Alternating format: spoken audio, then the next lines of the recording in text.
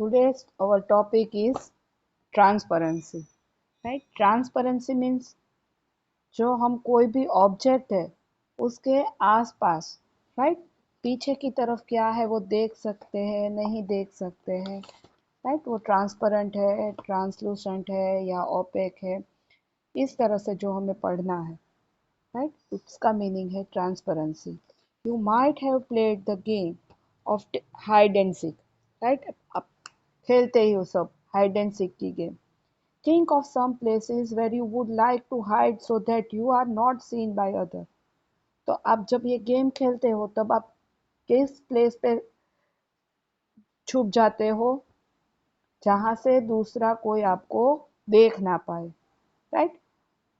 Why did you choose those place? और ऐसी place आपने क्यों चूज की? Would you have tried to hide behind a glass window? आप ग्लास विंडो के पीछे कभी छुपते हो? ऑब्वियसली नॉट, राइट, कभी आप ऐसी जगह चूज नहीं करोगे जहां से आप दिखते हो।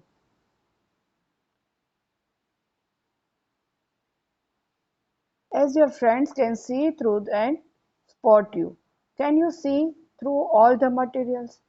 तो आप ग्लास विंडो के पीछे नहीं छिपोगे क्योंकि वहां से आपके फ्रेंड्स आपको तुरंत ही वहां से फाइंड कर लेंगे, राइट, आपको वहां से वो देख पाते हैं, इसलिए कभी आप ऐसी प्लेस चूज नहीं करोगे। तो कौन से टाइप की स्पेस आप चूज करोगे, कौन से मटेरियल से बनी हुई होगी?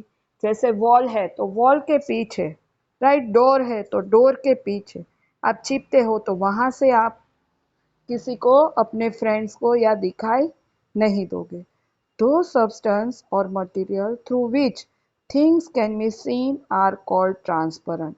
तो यहाँ आपका ये क्वेश्चन डिफाइन आई कि वैसे सब्सटेंस, वैसा मटेरियल जिसके आसपास आप देख सको, राइट, उसे कहते हैं ट्रांसपेरेंट सब्सटेंस, राइट। ये एक क्वेश्चन हुआ, आप यहाँ पे अंडरलाइन करना, दो सब्सटेंस से लेके ट्रांसपेरेंट, राइट, इसे हम ट्रांसपेरेंट सब्सटेंस कहते हैं। और इसके एग्जाम्पल है ग्लास, राइट, ग्लास के पीछे जो भी ऑब्जेक्ट है उसे आप ऑब्जर्व कर सकते हो। सेम वाटर, राइट, पानी के अंदर कोई भी चीज हो तो आप उसे देख पाते हो। देन एयर, राइट, तो एयर सभी जगह पे है, हम एक दूसरे को भी देख सकते हैं, राइट। तो ये याद रखना, air is a transparent substance.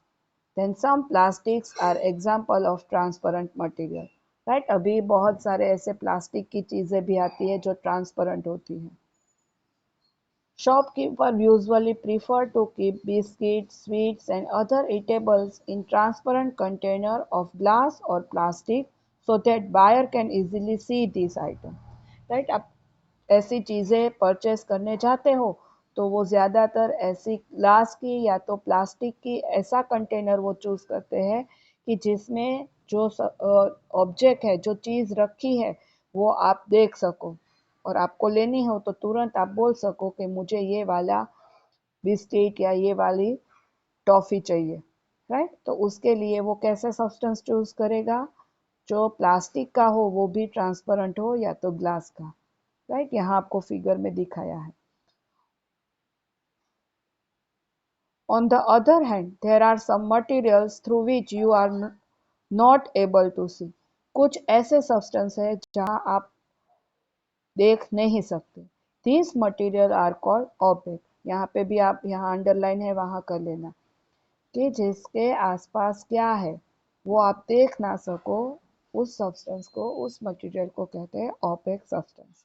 You cannot tell what is kept in a closed wooden box, a cardboard, cartoon or a metal container, right? इन सभी वुडन बॉक्स के अंदर, कार्टून के अंदर या मेटल कंटेनर के अंदर क्या रखा है वो आप पहचान नहीं सकते। Wood, cardboard and metals are example of opaque material. तो यहाँ इसके भी एग्जाम्पल आपको मिल गए।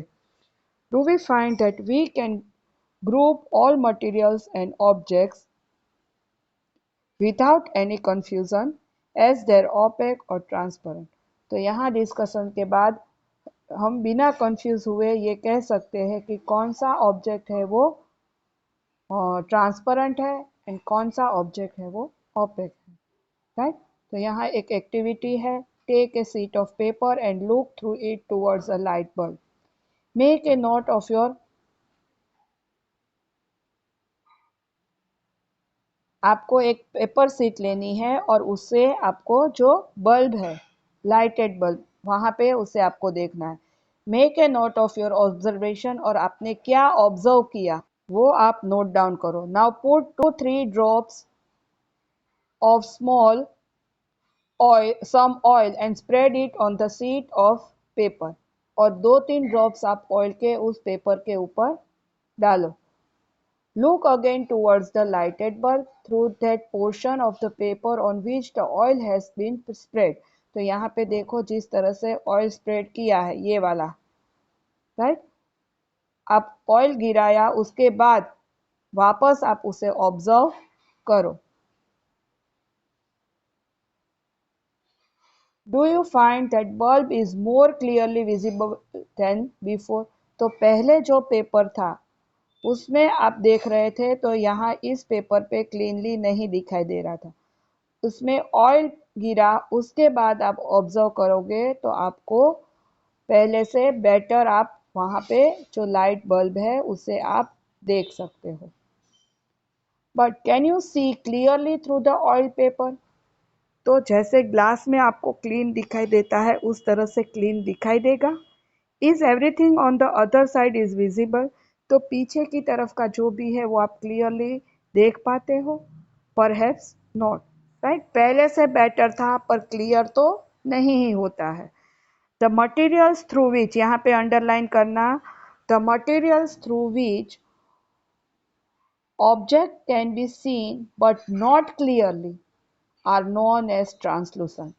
तो ये थर्ड टाइप का आया कि जहाँ से आप मटेरियल को देख पाते हो बट क्लियरली नहीं होता है, उस टाइप के ऑब्जेक्ट को, मटेरियल को कहते हैं translucent. Remember the oily page on paper when we tested food items for presence of fat। और जो ये ऑयल वाले पेजेस है आप उसका टेस्ट करते हो तो वहाँ पे क्या फैट प्रेजेंस है, that was translucent too। Can you think of some more example of translucent material। इसके अलावा और भी एग्जाम्पल आप ट्रांसलूसेंट मटेरियल का दे सकते हो। We can therefore group material as opaque, transparent and translucent। तो यहाँ पे उसके ट्रांसपेरेंसी के हिसाब से इसके 3 ग्रुप्स बनेंगे। पहली suggest covering the glass of a torch with your palm at a dark place। Switch on the torch and observe the other side of the palm। She wants to know whether palm of your hand is opaque, transparent or translucent। तो यहाँ हमें क्या कहा है कि एक torch का जो ग्लास होता है उसके आगे अपना जो प्लाम है वो रख दो, राइट। जो हैंड्स में आप रख दो और उसके बाद ऑब्जर्व करो कि पीछे की तरफ आपको क्या दिखाई दे रहा है, राइट। तो अगर आपने प्लाम अपना वहाँ पे बीच में रखा, राइट, अपनी हथेली, तो वो कौन सा सब्सटेंस होगा, ओपेक, ट्रांसपेरेंट और ट्रांसलूसेंट। कोई मुझे आंसर दे सकेगा।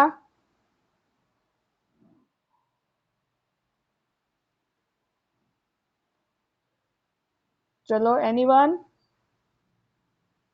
हमारा टॉर्च के जो ग्लास आपने टॉर्च स्टार्ट की हो वो ग्लास के आगे हम अपनी हथेली रख देंगे तो वो उसके बाद आप पीछे की तरफ कुछ देख पाते हो, टॉर्च की लाइट आपको देखने को मिलेगी या नहीं। हाँ, तो वो कैसा सब्सटेंस होगा, ओपेक, ट्रांसपेरेंट या ट्रांसलूसेंट।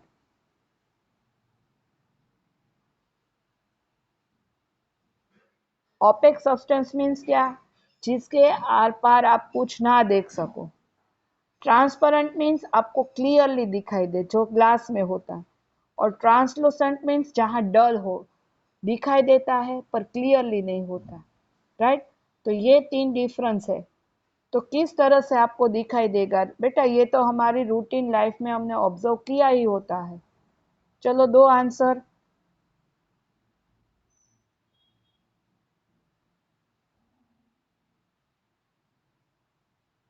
चलो बेटा। तो बेटा जल्दी आप आंसर दो, और एक ही आंसर दे, ऐसा सबको समझ में आना चाहिए। सबको समझ में नहीं आ रहा है, इसका मीनिंग ऐसा है।